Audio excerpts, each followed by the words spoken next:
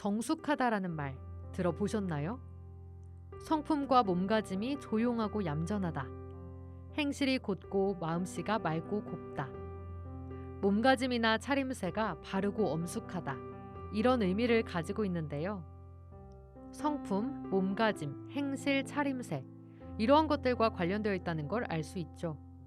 그리고 많은 사람들은 이것을 순결과 연관되어 있다고 생각합니다. 그럼 순결과 정숙함은 같은 것일까요? 순결은 성에 관한 기독교의 도덕입니다. 우리가 알고 있는 정숙함과 혼동해서는 안 됩니다. 순결의 규범은 모든 시대의 모든 그리스도인들에게 동일하게 해당되지만 사회적 규범인 정숙함은 상황과 환경에 따라 바뀌기 때문이죠. 예를 들어볼까요? 거의 옷을 걸치지 않은 태평양 제도의 소녀나 온몸을 옷으로 감싼 빅토리아 시대의 숙녀, 둘 다 사회의 기준에서는 정숙한 모습입니다. 하지만 두 사람은 옷차림과는 상관없이 순결할 수도 있고 순결하지 않을 수도 있습니다. 사실 순결은 기독교 덕목 가운데 가장 인기 없는 덕목 중 하나입니다.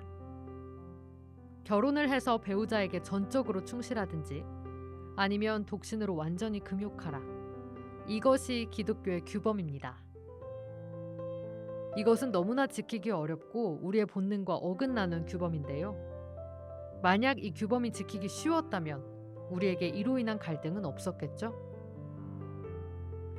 사람들은 성을 쉬쉬해야 할 것으로 여겼기 때문에 골칫거리가 되었다고 말합니다. 하지만 잘 생각해보면 우리는 지금 그 어느 때보다 개방적인 삶을 살아가고 있는데요. 요즘 사람들은 이전만큼 성에 대해 쉬쉬하지 않죠. 오히려 더 적극적으로 얘기를 합니다. 쉬쉬해온 것이 문제의 원인이었다면 이전보다 공개적인 토론이 가능한 지금, 문제는 이미 해결되었어야 합니다. 하지만 문제는 아직도 해결되지 않았죠. 이 말은 성에 대해 쉬쉬했기 때문에 골칫거리가 된 것이 아니라 성이 골칫거리가 되었기 때문에 사람들이 쉬쉬하게 되었다는 겁니다. 그러면서 사람들은 성은 부끄러워할 것이 아니다 라고 말하는데요. 여기에는 두 가지 뜻이 있습니다. 첫 번째는 인류가 성이라는 방법을 통해 번식하고 거기에서 쾌락을 얻는다는 사실은 조금도 부끄러워할 것이 아니다 라는 뜻입니다. 이건 옳은 말입니다. 기독교는 육체를 인정하는 거의 유일한 종교인데요. 천국에서 새로운 몸을 갖게 될 것이고 그 몸은 우리의 행복이나 아름다움, 활력의 중요한 부분이 된다는 걸 믿습니다. 그리고 기독교는 다른 어떤 종교보다 결혼을 찬양합니다. 따라서 기독교에서 성이나 육체나 쾌락을 본질적으로 악하게 여기는 것이 아닙니다. 성은 부끄러워할 것이 아니라는 말의 두 번째 뜻은 현재 성적 본능이 도달한 상태는 전혀 부끄러워할 것이 아니다 라는 건데 이 말은 틀린 말입니다. 이것이야말로 부끄러워해야 할 일이죠. 예를 들어볼게요. 우리가 음식을 즐기는 것은 전혀 부끄러운 것이 아닙니다. 하지만 음식을 삶에서 가장 중요하게 여기고 음식 사진을 보며 침 흘리고 입맛을 다시느라 시간을 보낸다면 그건 정말 부끄러운 일입니다. 순결하지 않은 삶을 옹호하는 선전들, 돈을 긁어낼 목적으로 우리의 성욕을 자극시키려는 사람들, 이 어려운 상황에서 우리는 어떻게 해야 할까요? 일단 하나님께서는 우리의 이러한 상황을 잘 알고 계십니다. 그렇기에 이러한 사실을 충분히 감안해서 판단을 내리실 겁니다.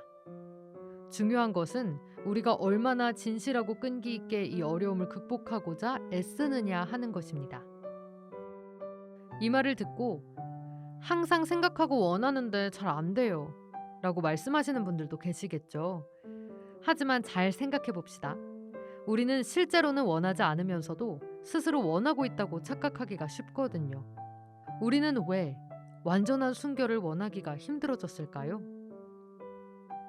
첫 번째는 성적 방종을 건강함이나 정상적인 것, 젊음, 솔직함, 좋은 기분과 연관시키고 있는 그 많은 것들 때문입니다. 행복해지려면 상당히 많은 자제가 필요합니다. 그렇기에 강하게 생기는 욕구가 전부 건강하고 당연하다는 주장은 말도 안 됩니다. 사리를 분별할 줄 아는 사람이라면 어떤 욕망은 허용하고 어떤 욕망은 거부해야 하는지 원칙이 있게 마련입니다.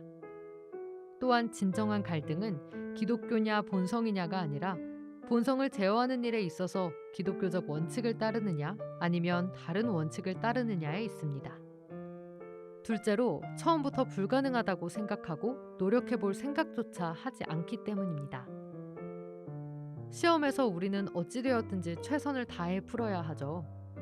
그러면 답을 제대로 못 쓰더라도 어느 정도의 점수는 받을 수 있으니까요.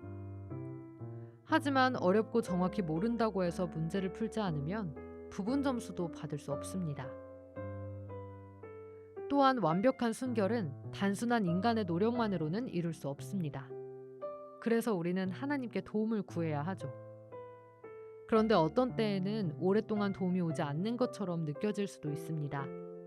그래도 우리는 실패할 때마다 용서를 구하고 다시 일어나 또다시 시도하고 노력하려는 모습을 보여야 합니다.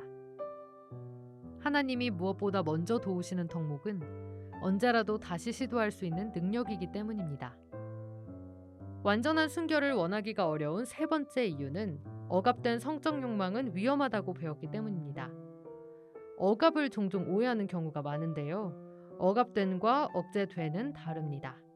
억제되는 거부하다, 참다 라는 뜻이고 억압된 욕망이나 생각은 과거의 잠재의식 속에 들어왔다가 알아볼 수 없는 형태로 위장해서 현재의 의식에 나타나는 것을 말합니다. 억압된 성적 욕망은 결코 성적 욕망 그 자체로 나타나지 않습니다. 성적 욕망을 거부하려고 노력하는 것은 과거의 억압 때문이 아니고 이렇게 한다고 새로운 억압을 만들어낼 위험이 생기는 것도 아닙니다. 오히려 순결을 추구하면서 자신의 성욕을 의식적으로 억제한다면 자신의 욕망을 누구보다 많이 알게 되는 법이죠. 배관공이 파이프 누수에 대해 알고 고양이가 쥐를 알듯이 말이죠. 하지만 여기에서 알아두어야 할 것이 있습니다. 그리스도인들이 순결하지 않은 것을 최고의 악으로 여긴다고 생각하면 착각이라는 겁니다. 가장 나쁜 것은 전적으로 영적인 쾌락이라는 거 잊지 마세요.